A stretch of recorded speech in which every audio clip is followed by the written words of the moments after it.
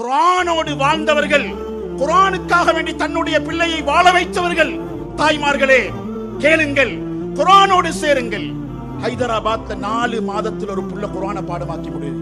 உள்ள மீடியா எல்லாம் வந்து பேட்டி எடுக்கிறாங்க.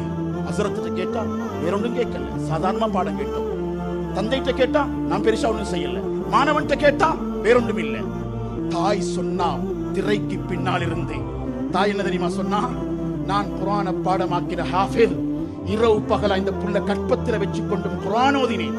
இஸ்ரேல்ல சொல்றாங்க, கற்பத்தில் இருக்கிற புள்ள படிக்குது, இங்க கற்பத்தில் இருக்கிற புள்ளையை வச்சு கொண்டு படம் பார்த்தா நடிகனை போல ரோசம் கெட்டவனா வருவான். மகன், இந்த ஹக்க நாங்க விளங்கல்ல.